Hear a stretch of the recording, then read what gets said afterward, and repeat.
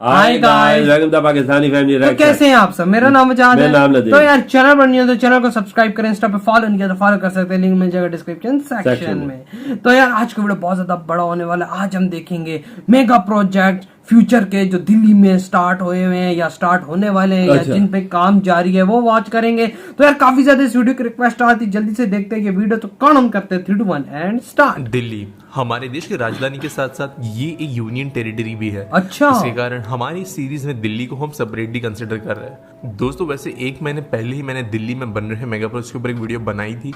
इसके कारण ये वाली जो वीडियो होगी वो मैं ज्यादा लंबी नहीं रखूंगा। अच्छा। अगर आपको सारे प्रोजेक्ट जो आज दिल्ली में बन रहे हैं वो देखने हैं तो अब इसके साथ इस वीडियो के अंत में आपको लिंक्स मिल जाएगी, जिसके जरिए आप जो दूसरी वीडियो है मेरी दिल्ली वाली वो भी मिल जाएगी और आप वो फॉलो करके बाकी जो मेगा प्रोजेक्ट्स है वो भी देख सकते हो।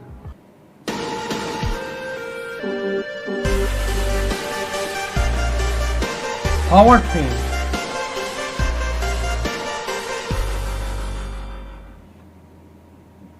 तो दोस्तों बढ़ते हैं पहले मेगा प्रोजेक्ट की तरफ, जो है न्यू पार्लियामेंट बिल्डिंग या सेंट्रल विस्टा प्रोजेक्ट। अच्छा। दोस्तों आज की जो हमारी नई दिल्ली का इलाका है वो स्पेशली ब्रिटिश ने डेवलप किया था। अच्छा। अपनी सुविधाओं के हिसाब से। लेकिन आज भी हमारे देश का जो लोकसभा है, राज्यसभा है और कई सारे एडमिनिस्ट्रेटिव बिल्डिंग्स जो है वो इधर से ही फंक्शन करते हैं। साथ साथ हमारे राष्ट्रपति भी इन्हीं बिल्डिंग्स में रहते हैं। अच्छा। आजादी के बाद के 75 ईयर्स कंप्लीट होने वाले हैं। इसी कारण हम खुद अपना एक नया कॉम्प्लेक्स बनाने वाले हैं जो हमारे देश के एडमिनिस्ट्रेटिव फोर्सेस को रिप्रेजेंट करेगा। दोस्तों वैसे तो गवर्नमेंट को पिछले कई सालों से इन बिल्डिंग्स की जरूरत थी, लेकिन कभी भी ये अमल में नहीं आ पाए। इसके पीछे कई कारण थे, जैसे प्रेजेंट लोकसभा और राज्यसभा थोड़े ओवर कैपेसिटी चल रहे हैं। साथ साथ हमारी जो सेंट्रल सेक्रेटरीट बिल्डिंग है, जिसे हम सेंट्रल सचिवालय कहते हैं, उस बिल्डिंग में सिर्फ 10 मिनिस्ट्रीज काम किया करती थी, जबकि हमारे सेंट्रल सेक्रेटरीट के अंदर कई सारी बिल्डिंग्स आती थी। इसके कारण एक ही चीज के भाग होने के बावजूद कुछ ऑफिसेज एक जगह थे, कुछ ऑफिसेज दूसरी जगह थे और दोनों के कम्युनिकेशन के बीच में बहुत ज्यादा दिक्कतें आने लगी। कुछ कारणों के कारण सेंट्रल विस्टा प्रोजेक्ट बनाने का प्लान सामने रखा गया है और इस पर ऑलरेडी काम जारी है। अगर दोस्तों थोड़ी बहुत डिटेल्स की अगर मैं बात करूँ इस प्रोजेक्ट के रिलेटेड, तो वो हो गए सबसे मेन हमारे 2 हाउसेस ऑफ पार्लियामेंट, जिसके अंदर हमारे देश के राज्यसभा होगी, जिसके अंदर 400 सीट्स होंगे, 400 लोग की सीटिंग कैपेसिटी होगी, जबकि लोकसभा मेंबरों की तादाद होगी 1400 लोग बैठ पाएंगे, जिसके अंदर सारी सीट्स एमपीज के लिए नहीं होंगे। इसके अंदर जर्नलिस्ट वगैरह भी के लिए भी जगह बनाई जाएगी। इसके अलावा दोस्तों हमारे जो लोकसभा राज्यसभा के जो नए बिल्डिंग्स होंगे वो एक ही रूफ के अंडर होंगे, जो पूरी तरीके से सोलर पैनल से कवर होगी। साथ साथ इसी कॉम्प्लेक्स के अंदर हमारे प्रेसिडेंट और वाइस प्रेसिडेंट के नए आवास बनाए जाएंगे। इसके अलावा दोस्तों जो प्रेजेंट नॉर्थ ब्लॉक और साउथ ब्लॉक है हमारे पार्लियामेंट कॉम्प्लेक्स का, उसे म्यूजियम ऑफ डेमोक्रेसी में कन्वर्ट कर दिया जाएगा, ताकि हमारे देश की जो भी आज तक की उपलब्धियां है, ऐसे दुनिया की सबसे बड़ी डेमोक्रेसी हमने किस तरीके से चीजें अचीव की है, वो इन म्यूजियम में जो पूरा कॉन्कोर्स होगा राजपथ के आसपास का, वहां पर एक नई सेक्रेटरीट बिल्डिंग बनाई जाएगी, जिसके अंदर टोटल 10 नई बिल्डिंग्स मौजूद होंगी। और इसके अलावा बाकी जो मिनिस्ट्रीज के ऑफिसेस दूर हैं वो भी इस सेंट्रल राजपथ के आसपास में बनाए जाएंगे। दोस्तों ये सारी बिल्डिंग्स अंडरग्राउंड टनल्स के जरिए एक दूसरे से कनेक्टेड होगी। और हर एक बिल्डिंग के पास में एक छोटे स्केल का एक्सपीरियंस सेंटर बनाया जाएगा, जहां पर इन मिनिस्ट्रीज के फ्लैग्स भी लगाए जाएंगे। यानी दोस्तों अगर कोई डिफेंस मिनिस्ट्री की बिल्डिंग है या रेलवेज की बिल्डिंग है तो उसके पास में एक छोटा म्यूजियम कह सकते हो आप, छोटी आर्ट गैलरी कह सकते हो, जो उस मिनिस्ट्री का काम काज, फंक्शनिंग, अचीवमेंट्स वगैरह रिप्रेजेंट करेगा। और जितने इंडिया गेट या राष्ट्रपति टूरिस्ट जाते हैं वो इन सारी एक्सपीरियंस सेंटर्स के द्वारा ट्रैवल करके भी लुफ्त उठा सकते हैं। ये जो सारी गवर्नमेंट बिल्डिंग्स होंगी इनकी एंट्री अलग रास्ते से की जाएगी, जो पीछे से होगी, और राजपथ से जो है normal vehicular traffic in buildings में नहीं चलेगा। इन पूरे बिल्डिंग्स में एक चीज का ध्यान स्पेसिफिकली रखा गया है कि जो भी बने वो इंडिया गेट से ज्यादा ऊंचा ना हो। और उनका डिजाइन भी जो है एक तरीके से ऐसा ही रखा गया है कि ब्लेंड हो जाए वो आसपास की आज वाली बिल्डिंग्स में। दोस्तों अगर करेंट प्रोग्रेस की बात करें इस प्रोजेक्ट की, तो टाटा प्रोजेक्ट प्रोजेक्ट्स को जो है 22 महीनों के अंदर जो नई लोकसभा राज्यसभा वाली बिल्डिंग्स हैं उनका काम खत्म करने के लिए कहा है और ऑलरेडी ग्राउंड पे इसका काम शुरू हो चुका है। अच्छा। 2024 तक पूरा का पूरा कॉम्प्लेक्स में जितनी बिल्डिंग्स आज डिजाइन में बताई गई है वो बन जाएगी। और ये जो मैंने आपको बताया ये कुछ हाइलाइट्स इस प्रोजेक्ट के बारे में। सेंट्रल विस्टा प्रोजेक्ट एक बहुत कॉम्प्लेक्स प्रोजेक्ट है, इसके ऊपर हम जल्द ही एक सेपरेट वीडियो भी देखेंगे। अच्छा। और जिसके अंदर हम और डिटेल में जानेंगे कि इस प्रोजेक्ट के अंदर क्या क्या इंक्लूडेड है। अगले दोस्तों प्रोजेक्ट्स है Delhi world trade centre towers.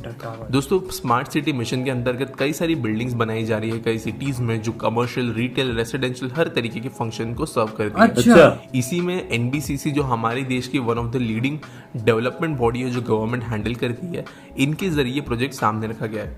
इसका गोल ये था कि दिल्ली के one of the most busiest इलाकों में एक हाई एंड और मॉडर्न ऑफिस और कमर्शियल स्पेसेस प्रोवाइड करना। अच्छा।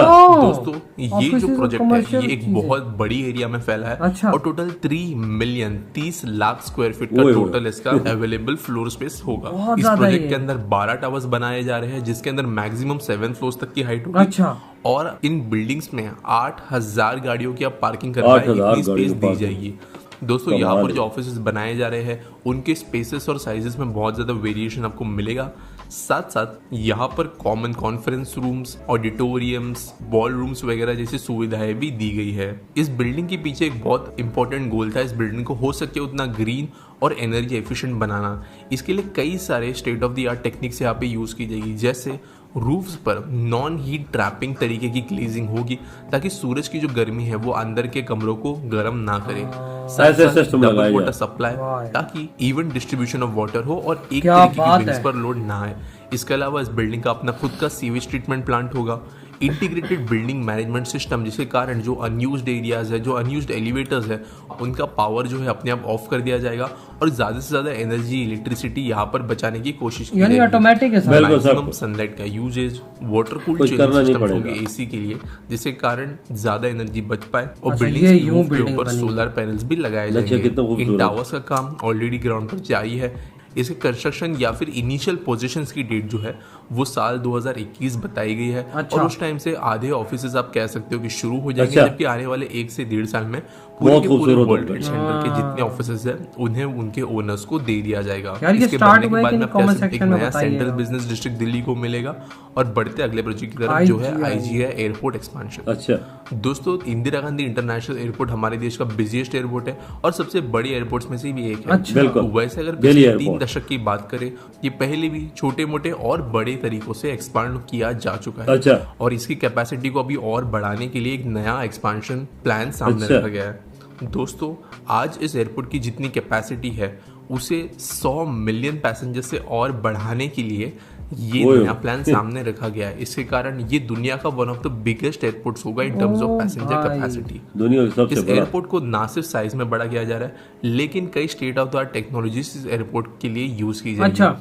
इसके लिए जो बैगेज हैंडलिंग सिस्टम है उसे पूरी तरीके से अपडेट किया जा रहा है। साथ साथ एक पूरा टर्मिनल और रनवे भी बनाया जा रहा है। दोस्तों यहाँ पे जो नया टर्मिनल बनेगा वो 1,92,985 स्क्वायर मीटर्स में फैला होगा। इसके कारण आप समझ सकते हो कि इसका फ्लोर स्पेस बहुत बड़ा है। साथ साथ नया रनवे जो बनेगा वो ज्यादा ट्रैफिक को हैंडल करने में मदद करेगा, स्पेशली रश आवर्स के दौरान। दोस्तों नए वाले टर्मिनल जो होंगे इस एयरपोर्ट में उसे बहुत हाई तरीके से ऑटोमेट करने की कोशिश की गई है। इसके लिए automatic baggage drop out kiosk, automatic check in, face recognition के जरिए एंट्रीज और security checks, queue management system जैसी चीजें यहाँ पर इम्प्लीमेंट की जाएगी। अच्छा। ताकि ना सिर्फ एफिशिएंसी बढ़े लेकिन बहुत ज्यादा ह्यूमन इंटरवेंशन और एरर के चांसेस कम हो। अगर हम फिजिकल रनवे से रिलेटेड अपग्रेड्स की बात करें तो यहाँ पर एक चौथा रनवे जो बनेगा वो dual elevated eastern cross taxiway से जोड़ा जाएगा। Land side development, circulation, connectivity improvements यहाँ पर किए जाएंगे। एक नया फ्लाईओवर बनाया जाएगा वो एरो सिटी मेट्रो स्टेशन को जोड़ेगा एयरपोर्ट से, जो ट्रैवल टाइम T1 और T3 टर्मिनल के बीच का कम करेगा। एयरपोर्ट के पास में एक छोटा टर्मिनल भी बनाया जाएगा जो एक डेडिकेटेड कार्गो हब होगा। अच्छा। जिसके जरिए स्पेशल टैक्सीवेज होंगे जो सिर्फ और सिर्फ कार्गो वाले प्लेन्स को हैंडल करेंगे। अच्छा। इस प्रोजेक्ट के कंप्लीट होने के बाद में दिल्ली का इंडिया देश का पहला ऐसा एयरपोर्ट बनेगा प्रेजेंटली जो 4 रनवेज के साथ में फंक्शन कर रहा होगा। अभी तक अगर इस प्रोजेक्ट की बात करें तो टोटल 22 कॉन्ट्रैक्टर्स को अलग अलग काम के लिए जो है इंस्ट्रक्शंस दे दिए गए हैं और इनका काम जारी है। एक तो नहीं कंप्लीट करा सकते थे जल्दी। अगला दोस्तों प्रोजेक्ट है सरोजनी रीडेवलपमेंट प्रोजेक्ट। दोस्तों सरोजनी दिल्ली का एक ऐसा इलाका है जो बहुत फेमस है अपने चीप शॉपिंग और वहाँ के मार्केट्स के लिए। अच्छा। लेकिन इस एरिया की अनप्लान्ड नेचर को सुधारने के लिए ये रीडेवलपमेंट प्रोजेक्ट प्लान किया गया है। अच्छा। दोस्तों इस टोटल प्रोजेक्ट की कॉस्ट जो है वो 32,835 करोड़ रुपीस है और ये प्रोजेक्ट बनने के बाद में 30 साल के ऑपरेशंस भी इस प्रोजेक्ट के अंदर इंक्लूडेड है। अच्छा। ये फेजेस में किया जाएगा और टोटल 5 साल का टाइम इस प्रोजेक्ट को कंप्लीट करने के लिए लगेगा। इसके अंदर नई तरीके के हाउसिंग यूनिट्स बनाए जाएंगे जो टाइप 2 से लेकर टाइप 6 के होंगे, जिनका मैक्सिमम बिल्टअप एरिया सारे घर मिलकर 29.18 लाख स्क्वायर मीटर्स में फैला होगा। दोस्तों एनबीसीसी जिसके हमने वर्ल्ड ट्रेड सेंटर प्रोजेक्ट के बारे में जाना, वही ये वाला काम भी कर रही है और टोटल 10,600 से ज्यादा हाउसिंग यूनिट्स यहाँ पर बनाएंगे। साथ साथ कई सारे इसी तरीके के कमर्शियल प्रोजेक्ट्स भी वहाँ पर बनाए जाएंगे। इस प्रोजेक्ट को फंड करने के लिए ई ऑक्शन मॉडल बनाया जाएगा। इस कारण जितने extra commercial spaces proper efficiently building बनाने कारण बनेंगे उन्हें प्राइवेट लोगों को बेचा जा सकता है। और 2021 तक इसका पहला पार्किंग शुरू हो सकता है। साथ साथ दोस्तों सरोजनी रहने वाले लोग और बिजनेस है उनको रीसेटल करने के अलावा यहाँ पर कुछ हाई राइज बिल्डिंग्स भी बनाई जाएंगी जिसका नाम होगा न्यू टाउनशिप और वहाँ पर एक multi level parking, banquet hall, skill development centre, banks, hospital जैसी चीजें भी बनाई दुनिया की हर चीज मौजूद है। देश में बन रहे कई सारे प्रोजेक्ट्स की तरह ये वाले प्रोजेक्ट्स भी बहुत ज्यादा सस्टेनेबल और ग्रीन तरीके से बनाए जाएंगे और कई सारे एमओयूज कॉन्ट्रैक्ट्स जो है ऑलरेडी इस प्रोजेक्ट के लिए गवर्नमेंट ने अलग अलग प्लेयर्स को दे दिए हैं। तो दोस्तों ये कुछ ऐसे प्रोजेक्ट्स जो दिल्ली में बन रहे हैं, आगे चलकर दिल्ली के लोगों के लिए अपना बहुत फायदा पहुंचाएंगे। तो यार इसी के साथ हुई ये वीडियो खत्म। यार इतने बड़े बड़े प्रोजेक्ट्स हैं, बंदा क्या बोले था। मतलब सबसे पहले तो जो वो पार्लियामेंट ऑफिस वगैरह जो बन रहे हैं जहाँ पे बहुत बड़ा पार्लियामेंट हाउस है, 400 सीटें लगाएंगे और अंदर जो अंदर चीजें उसकी होंगी, मतलब जो डिपार्टमेंट है उसके साथ उसका म्यूजियम भी रखा जाएगा ताकि उनके अवार्ड जाके उसके सारा जो हिस्ट्री है वो भी सारी रखी जाए वहाँ पर। ये वजह ऐसा बनता है साहब को साथ घर भी बनते हैं ना, जितने वजीर मुशीर होते हैं या पार्लियामेंट में मेंबर होते हैं, हर चीज मौजूद है। 400 सीटें और मीडिया के लिए अलहदा पोर्शन बनाए। ये ऐसे बनता है, बंदा सामने देखे तो ये हमारे पाकिस्तान में भी बना, वो ऊपर मीडिया की बनी हुई है ना, नीचे मेंबर बैठते हैं, ऊपर मीडिया सारा बैठता है भाई सबको आसानी से नजर कवर हो सके। ये ऐसा बना रहे हैं बिल्कुल। और बहुत बड़ा होगा बिल्कुल। और ये क्या मतलब बोला जा रहा है कि इंडिया गेट से ज्यादा छोटा होगा क्योंकि वो मतलब कि रिस्पेक्ट उससे बड़ा नहीं होना चाहिए। और एक और था प्रोजेक्ट जिसमें मतलब कि एयरपोर्ट के इंदिरा गांधी एयरपोर्ट को बड़ा कर रहे हैं, बढ़ाया जा रहा है। वो यार मतलब कि क्या क्या उसके अंदर काम है, मतलब कि जिस तरह से वो फिर इसको बढ़ाया जाएगा, कॉन्ट्रैक्ट दे दी भी गए। देखिए कैपेसिटी इसमें ज्यादा है, पैसेंजरों की आने जाने की कम पड़ता है तो इसको बढ़ा दिया जाए और कॉन्ट्रैक्ट्स दे दिए, काम भी जारी है बिल्कुल। और दिल्ली के अंदर वो जो बिल्डिंग है जो 12-13 बिल्डिंग्स बनाई है कमर्शियल यूज के लिए और ऑफिस यूज के लिए, मतलब कि वो क्या यार क्या वीआईपी बिल्डिंग बना रहे हैं।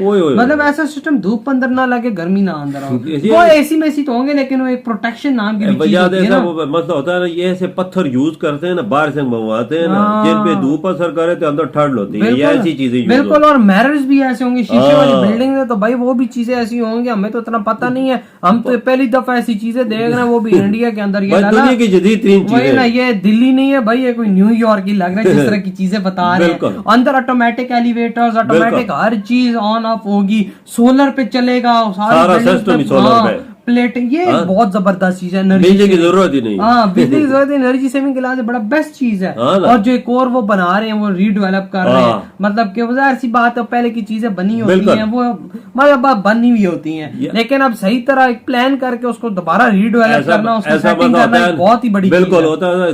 एरिया उनके पास अगर हो ना, पहले वाला एरिया बना होता है उसको बढ़ा देते हैं, उसको जो चीजें कमी पेशी होती है ना उसको बड़ा कर देते हैं, यही चीज होती है। रोड अगर छोटे उनको बड़ा कर देते हैं, बिल्डिंग गाड़ियों की जगह खड़ी करने की जगह छोटी है उनको बड़ा कर देते हैं, और जो रोड छोटे हैं उनको बड़ा कर, घर वालों की कमी है उधर वो और बनाते हैं बिल्डिंग वगैरह। लेकिन यार दिल्ली में कहते हो कि 2025 तक मैं कहता हूँ कि एक किस्म का जापान और न्यूयॉर्क टाइप बना होगा।